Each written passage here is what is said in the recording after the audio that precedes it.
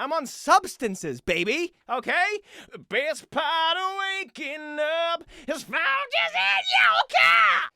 Come on with it. I say that a lot, and I don't even know why. I don't know where it comes from, but I say, come on with it. Come on with your bad self. Yeah, you know how it goes. Adjust the microphone. Ladies and gentlemen, welcome back to Full Circus. My name is Tristan Sartoris, and guess what? Wait a minute, I already said that. Hey, I'm so happy to be here with you. Ha! My name is what? My name is, guess again, not Slim Shady. It is still me. So, anyways, guys, it is a bit of a doozy right now, okay? We are in a tizzy, as the kids say. I don't know if they say that. Do the kids say a tizzy? I would know, I think, better than most. I'm pretty plugged into the social media pipeline, but I wouldn't know. But also, I don't know any of the freaking the skibbities, the yachts, the freaking Sean Pork. I don't know a lot of it, okay? Because I live in my own little world, in my own little bubble, and I'm just out of the loop, all right? Here's the loop, and I'm exactly where I am right here, not inside of it. So, anyways, I'm a bit of a tizzy, and that's because my girlfriend from Canada is coming down to visit, and I've been trying to get this studio apartment and everything kind of under wraps and into shape, but I didn't have a lot of warning, at least not as much as I would have liked, so I've just been working hard and really getting into the game. I mean, I literally came right from there to come do this. I was just doing drywall. Look, I'm still in my boots, man, okay? I threw on this shirt. You think this is natural? It's not. The hat is covered up all the drywall spackle and crap that's in my hair. So, I'm very excited, but there's a lot of work to be done, and I'm just trying to get ready because I want it to be nice, all right? And here's the thing, man. I don't know if you've ever dated a girl from Canada, but there's more pressure because I only see her once every month or so. So I got to go all out. It's different than dating one of the localized women of your own area code where you can just go out, drive 5 minutes, see them, bing, bing, boom. Okay, you don't need to be at the top of your game. Why? Because tomorrow's another day to be at the middle of your game. But me, dude, I have a few days, okay, again, once every month or so to really drive home how awesome I am. So I'm trying, man. I'm trying. So I am very much looking forward to seeing her in I don't know how it goes or how to play it, but does it really matter?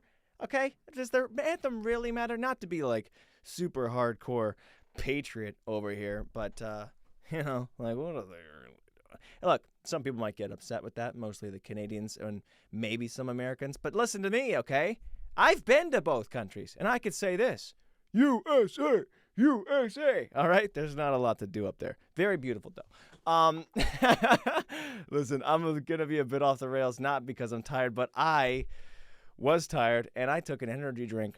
Okay? Yeah, it's one of those days. We know how this goes. I'm not allowed to have sugar or caffeine or any type of energy, right? Whatever is hitting the new market and the shelves and the scientific research, we're plugging away. We're figuring out something new that's going to help give you a boost to get you through the day. It might just be of another vitamin, but I don't care. When I have it, I skyrocket, okay? So I'm feeling a bit lively. If I'm rude or disrespectful in any way, I apologize, but look, I'm not going to take freaking accountability or responsibility for any of my actions. No, I'm on substances, baby, okay?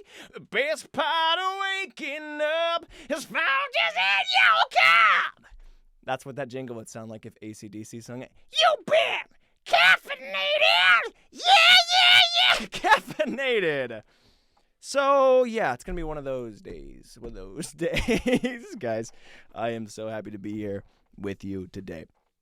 I hope you're doing well, okay? And I know a lot of you are going back out to the stores because I just saw that the COVID toilet paper, the great collection of TP that happened when COVID first arose, and we're like, we don't know when we're going to go outside again. Everybody just get as much as you can. Rolls and rolls and rolls. People have finally run out, okay, after the monumental collection. I don't know where they kept it for this long. Okay, it's 2024 at this point. But a lot of you are just entering the toilet paper game again for the first time in almost half a decade. And I'll say that Charmin, still great. And I'm not opposed to the Walmart brand. Okay, great value toilet paper. If you get the right kind of ply, still goes great. But yeah, a lot of people are just walking out there buying TP. And I feel like 4 years is long enough that, now I don't have price comparisons, but with the inflation that happened, I mean, I assume you got that on the low. So not a bad deal, right? Like in terms of scaring people into buying something quick and they get all, oh, we got it. But, it kind of worked out in their favor. People theorized, more jokingly than anything, to say it was the toilet paper company. They planned COVID as a fake to get people to buy it. But if that was the case, they bought it all very low entry point, and then no one bought any of it for 4 years. That's like the worst and business model of all time, okay?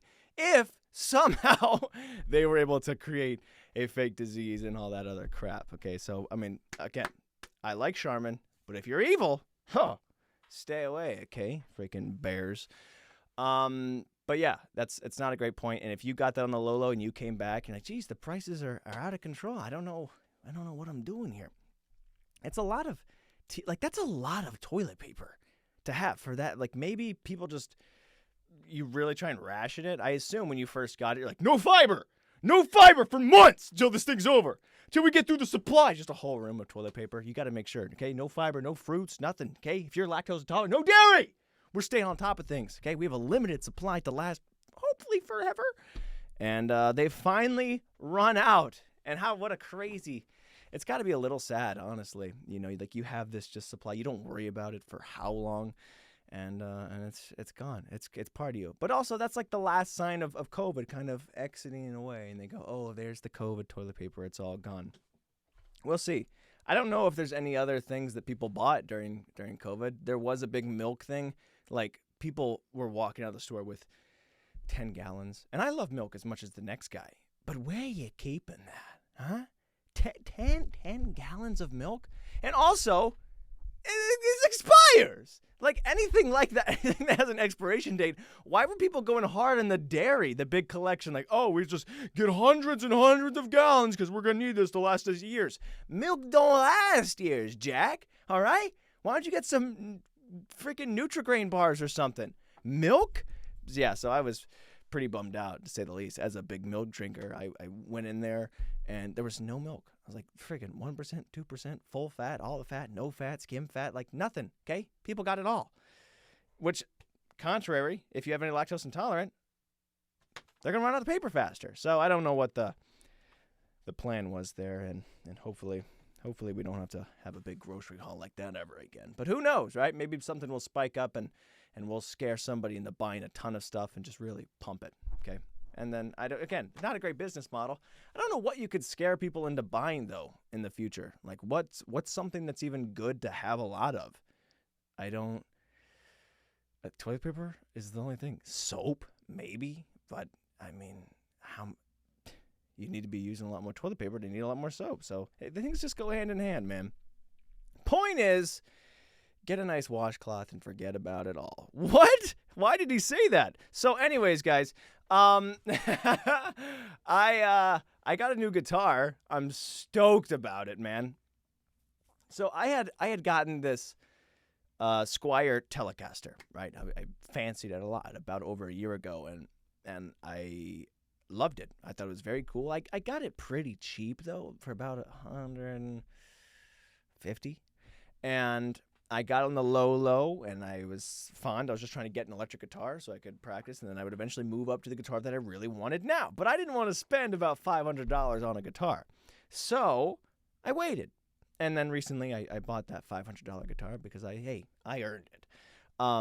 But what was interesting is that, when you post something on Marketplace or you go sell it and people say, you're selling too much, you upcharge, and you shouldn't do that, no one's going to buy that. I tried something. Okay, so I put the guitar up for a cool $200, $50 more than retail value. Now, do I feel a little bad about the fact that this sold? No, okay, because it's buyers beware. A simple Google, he would have typed in exactly what I put on there and went, oh, it's going for $130 now, okay? There was no reason for me to pay an extra $70, and he drove out to meet me. Now I did start to feel a little bad because he was so amped about it, no pun intended. And he shook my hand. He said, "Thank you for being real, man." I went, "Yeah, You too, man. This is great. This is a good deal for me. So yeah, I upsold a guy $70 freaking dollars, just about. And again, that's retail. It was used for over a year. So you know what? I don't know. Morals? Are there morals in the sales game? I don't think so. It's all in the presentation. All right, I cleaned it. It looked nice. Had the wall photo, and sometimes that's all you need to really make the sell. I don't know, man. I don't know. Is it wrong to sell something for more than it's worth if people buy it? Because I have a lot of stuff that I'm selling for less than it's worth and nobody's buying it. So maybe, people like to spend money on things. I think that's kind of the baseline, You ever go online and you're trying to find something that's like within your price range, and you click price lowest to highest, and it comes with a bunch of crap that's like $2.50, $1, $3, whatever it is, and you go, oh, this is the crap section. I'm not gonna even look at this, no matter what it is. You've never tested it, you don't even look at the reviews, but you've never heard of it, and you think for this price, surely it can't be any good. So you scroll into more of like an intermediate range, and you look at it and you think, wow, for the price, I assume this is going to be better. If I would have put that guitar for what it was probably worth used, and after a year for something that cost $130, it was probably $80-$90. Okay, that's how much it would have been. But if somebody sees an $80 guitar, are they gonna go, this is the guitar of my dreams? No, it's $80. You don't look at that and think this is the greatest guitar I've ever seen or found. But all of a sudden somebody puts up a guitar for $200, you think, man, this might be a deal. Okay, so people like to spend money because it adds comfort to them. So yeah, I think I'm going to start selling things for way more than they're worth. Okay, not to say that's my first time. But sell things for more than it's worth, because for some reason we as people like to spend money because it brings us comfort. Obviously up to a point. But this is my own little theory. If you're selling something right now, jack the price up a good 25%. Okay, talk about inflation. It's happening all across, baby. And see how that thing sells. Or people will laugh at you and say, are you out of your mind? Huh?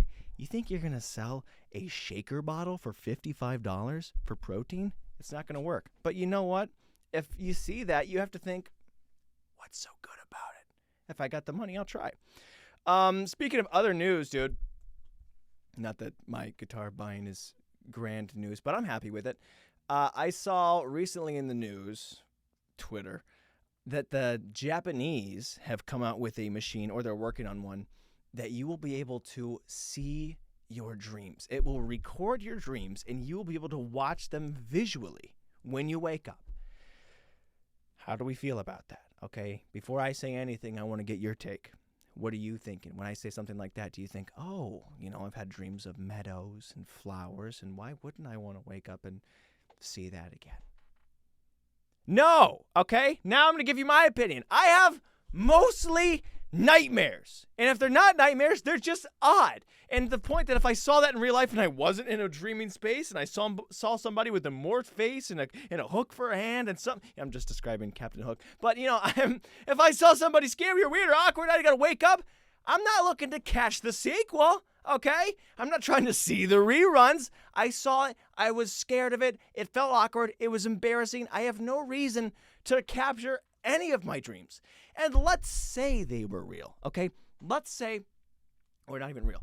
Let's say they were pleasant dreams. Let's say I had a great dream where everything was successful and happy, and I kept selling my items and guitars for way more than they're worth, and I keep getting money, and I dream of that. And I wake up and I go, that was a good dream. Am I going to want to see it again? Is it Oscar worthy in the first place? Now, this is all at the theoretical point that this is going to be very costly to develop, very costly to buy and manufacture, and all the science and tests. Like, there's a lot of work, I assume, that has to go into doing something like this, right? And then I'm thinking, this, not worth it. My dreams, the storyline, how many times have you woken up from a dream and went, wow, the plot was good.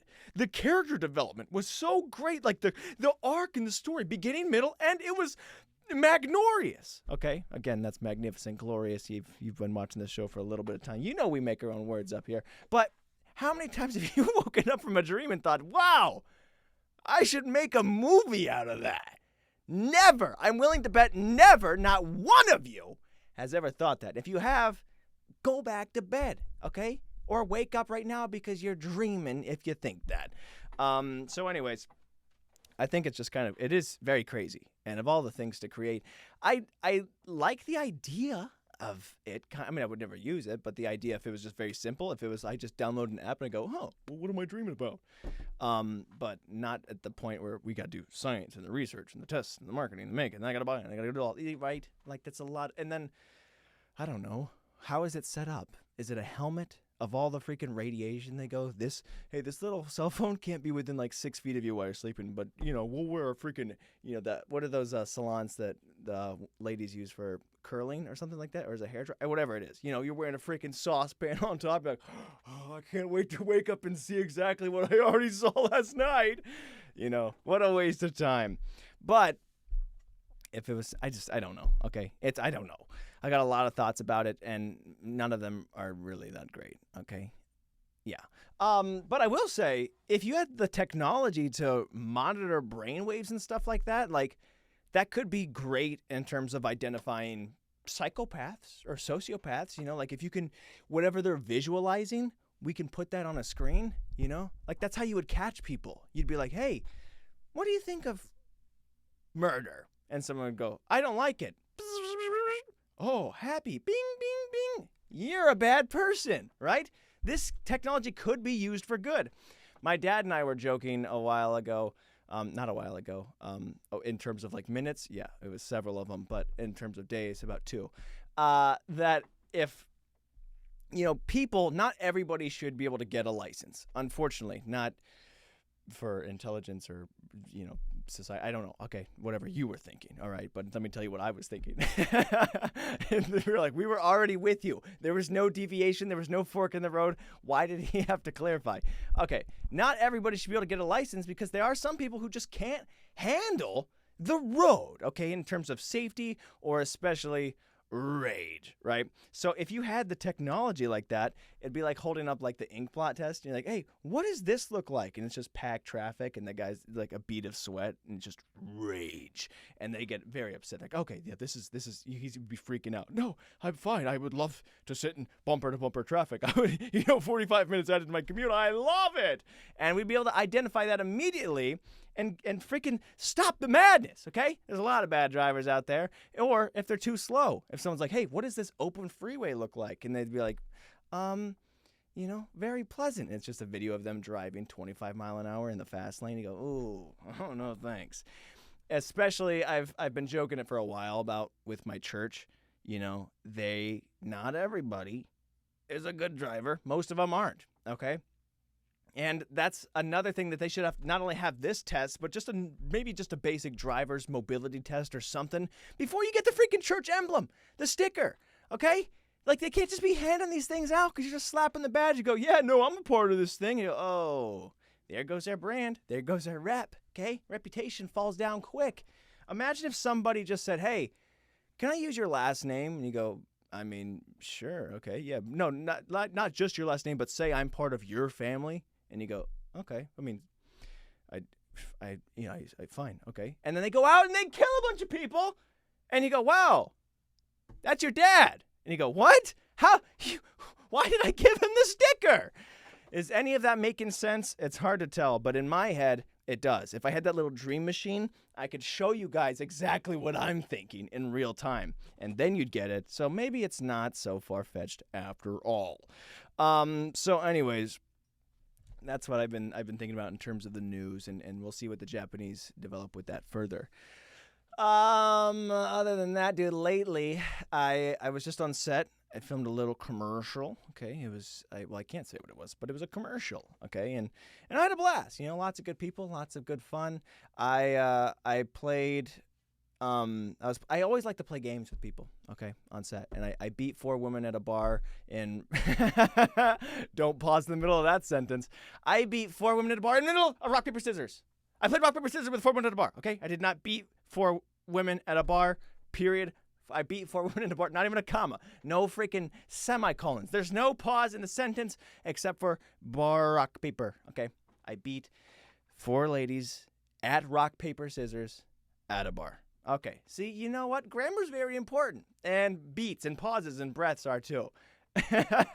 Don't cut that out, all right? Nobody clip that out of context. My name is Tristan Sartoris, and I beat 4 women at a bar tonight at 8. So anyways, yeah, I beat 4 different ladies. 4, count them, 4, in rock, paper, scissors, and I've never felt cooler, all right?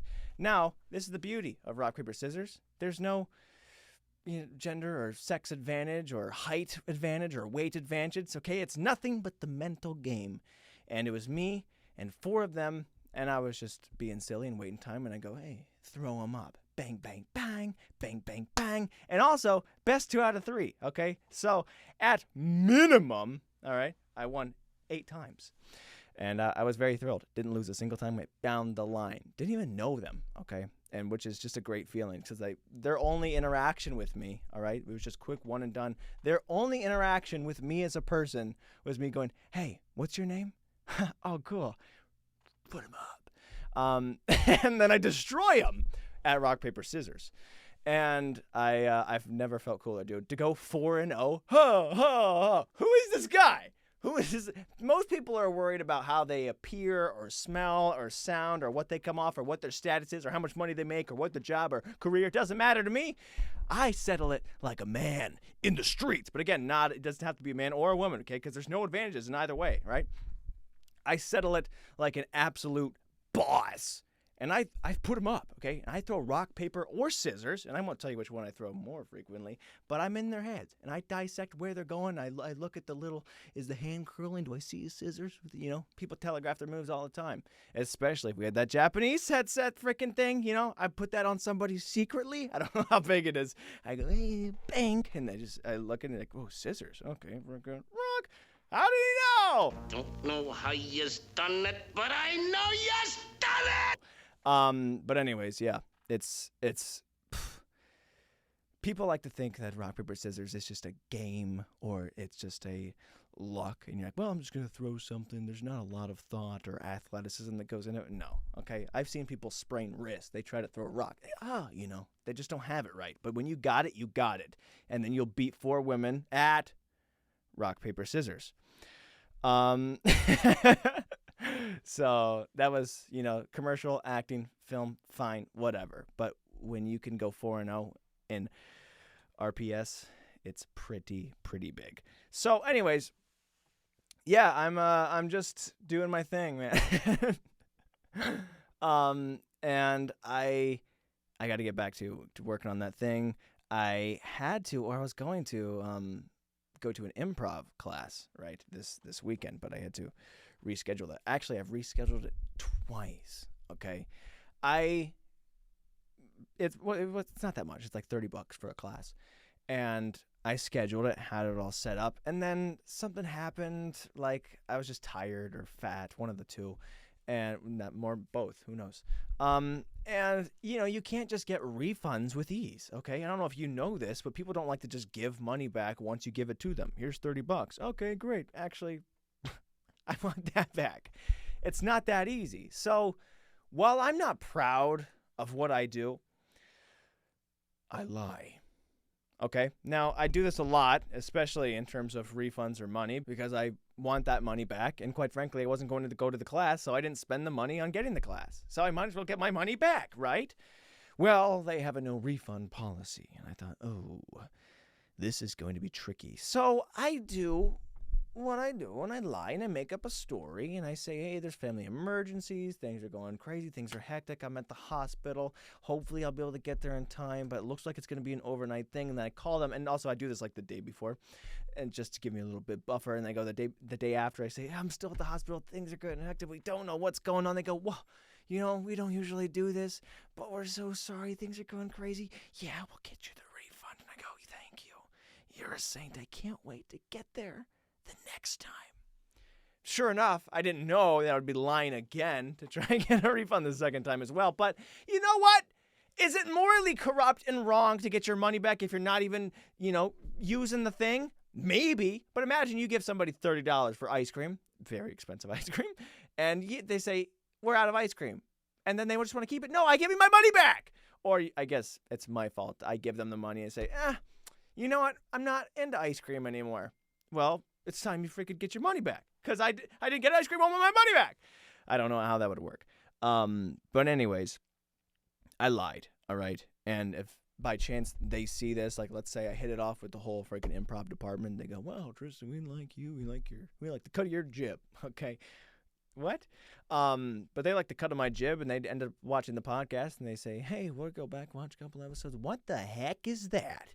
We prayed, okay? We prayed over your grandmother, okay, and your dog that got hit by not one, but 2 different cars. Now, granted, they were, small compact vehicles, but still enough that did a lot of damage. We prayed over those, and you lied to us? And to that, I say I'm sorry, and I feel bad. But what is improv but lying? Perhaps, purely by reading the brochure, I mastered the game of improv. Perhaps this was a test all along. Maybe I don't need your class after all, okay? If I'm able to lie to the game itself, white belt no more, baby! Okay? If you can lie to get out of an improv class and they take it, well, who's the improv master now? Maybe they would like to take my seminar. I outrank you. Step aside. And I'll teach you how to come up with tragic stories on the spot. But anyways, not morally righteous. You shouldn't be doing that. But in terms of efficiency and getting your money back. So anyways, I'm looking forward to that eventually. I do need to book a genuine class and then not get my money back and not try and reschedule or do anything. Okay, and I don't know what it's going to look like when I get there and they ask me about all the lies I've told, and I go, what? Oh, yeah, no. They're all dead because I can't keep up with the stories. You just got to wash hands clean. So anyways, that's what I've been up to. Lots of lying, both with the improv and the guitar, and just having a ball, man. Having a ball. I got my motorcycle license. Did I talk about that? I don't think so. Okay. I went and I got my little temporary test. You got to take a written thing and that was fine, dude. It's pretty obvious. Okay. I don't know if you've ever taken, a road safety course or anything like that as an adult. Like when you're 15, 16, you're like, how am I supposed to pass all these things? It's all complicated. There's so many questions and as an adult, when you look back and you go look at these things, I didn't need the study at all. I just looked at it. There's lots of, is it okay to turn into oncoming traffic? No. Is it okay to do this and that? And then you just look at the bottom and says, what you should do is safely turn a right turn. Yeah. The answer always has safely. If you see safely, okay, you click that, bang, bang, boom, you're done. So I didn't have to study at all. I just looked at something. It's like, hey, do you think it's fine if you're leaning left and you want to skid out of control and maybe go into the shoulder of the road? I go, what's the next option? Well, the other option would be to countersteer, effectively balancing your weight, and then make a safely right turn for all individuals, and everybody gets to go home safely to their family. I go, probably that one. Okay.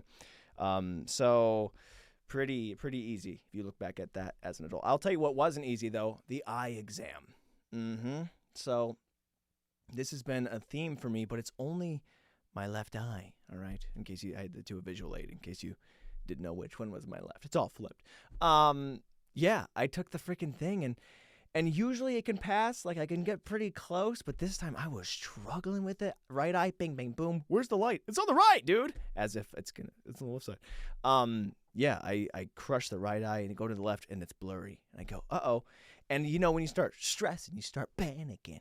Now vision starts getting worse and start shaking. I go, okay, settle in, breathe. But I can't breathe because I'm in this freaking thing. You're pressing your forehead up and you're like, hey, where are the letters at? Where are the letters? And you're like, left eye only. And I'm like, I got to breathe. I got to calm down. But I'm going to start shaking because I feel like I'm going to fail this thing. I can't see through my eye. All right, more important than the test, I want my eyesight to be good. So I'm trying to read. It's like, fifth line, what's the second letter in the third column? And what are you looking at? And I go, 8, 8, 8, 8, 8. Now, I do that. Actually, what I said was 6, 8, 8, 6, 8. What are the chances this was just all 6s and 8s? Probably not good. And he goes, all right, let's go up a column to freaking row 4. And I go, uh-oh, that means I didn't pass. So I go back up one to the easier level.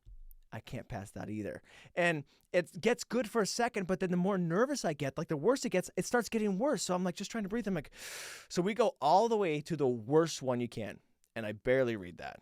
And then we slowly climb 2, 3, 4, and then 5. He didn't even say whether I got it or not. He was like, good enough. And then I went and took the test. But I was freaking panicking. I didn't care about the test at all. But I was like, my eyes.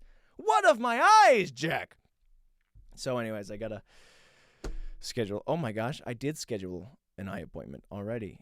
I forgot about that. But I scheduled at the same time as my improv class that I'm not going to. So I'm going to have to call them up and come up with something and be like, hey, good news. Lost both my eyes. I don't know. That's not, whatever they're going to believe and say, can I schedule for another time? It looks like in my eyes, they got better. I fixed them for a little bit, but it's only the left eye anyway. So am I going to wear a monocle or get one contact lens? I don't know. I do not know. Let me know. People who out there who have a monocle, okay, how do you do that without being silly? And where did you buy your matching pocket watch? So yeah, I've been having a blast with the motorcycle. It's so much fun doing it safely, doing it cool and awesome. And in case anybody's worrying, Tristan, be safe, Tristan, be safe. I never got that, and I'm sure most people don't either. Like when it's a very nice sentiment. Okay, fly safe, drive safe, do this, be safe. But when people keep on enforcing, hey, be careful, this is dangerous. Yeah, right. If you've ever done anything where people go, hey, look out, right? I've talked about this before. If you're standing on the edge of a cliff, and so it goes, hey, look out, be safe. That's dangerous. You go, I know, all right? And I'm not going to be safe because someone told me to, regardless, right? Think about that. If you're going to go do something and someone says, be safe, you're like, well, I was up here and I thought maybe I'll do a handstand, but because that one person walked by and said, be safe, I'm going to be safe. You can't be safe for other people. That's not how life works. Either you care about yourself or you don't. And it just so happens I very much do, okay, about me. Others, it's, it depends on who it is. But me, okay, I love my safety, and I will do nothing to jeopardize, or learn to speak. I will do nothing to jeopardize that, okay? And I've mentioned that multiple times, okay? I'm a selfish, arrogant, freaking douchebag when it comes to narcissism, like my own safety, right? I'm ultra safe, all right? And I'm safe for me. But you can wish me safe regardless. So I've been having a lot of fun. And I think that's the last I'm going to talk about the motorcycle in general, because I don't like it when people make things their personality, Like, I don't want to be a motorcycle guy, right? Be like, well, I drive motorcycles. I'm a motorcycle guy. What? No, okay? I drive cars and trucks. I'm not a vehicle guy, all right? I love Ninja Turtles. I'm not a Ninja Turtle guy. I have a podcast. I'm not a podcast guy. There's some things that I do, but I'm me, baby. And I don't like it when people find something, the new hobby, the career, the passion, the thought, the feeling. They go, well, this is who I am now. I don't like that, okay? So I'm not even going to bring up the motorcycle ever again. This will be the last of it, all right? I don't want to talk about it. I don't like anything being associated with me tenfold to the point where I say, oh, who is Tristan? Well, he's got a motorcycle. That's not what I asked. I didn't ask what he drove here, okay? Tell me about the person. And people like to, I don't know. People like to make a lot of things about them. And, more power to them, I guess. But, focus on yourself. Learn your personality, your thoughts, your feelings, how you make other people feel. A second ago when I said I don't care about people's safety, I've been thinking about that. I do. I do care about other people's safety, and I just wanted to rewrite that. So anyways, I think that's just about all we've got to talk about. And I need to get back to drywalling, okay? And doing a lot of other things, but I've already mentioned it. And if I mention it twice, okay, if you mention something twice, you effectively become that guy, okay? And you especially don't want to be the guy who mentions everything twice. And that's, Jimmy 2 times. I'm going to go get the papers. But, I don't want to be a drywall guy. I don't want to be Japanese headlamp guy. I don't want to be whatever else I said during the show guy. So I'm going to leave you with this. I love you. I'll see you very soon. And wish me luck, okay? Also, caffeine, very fun in theory. I don't know how I'm supposed to close my eyes. So use it sparingly. I'm crazy!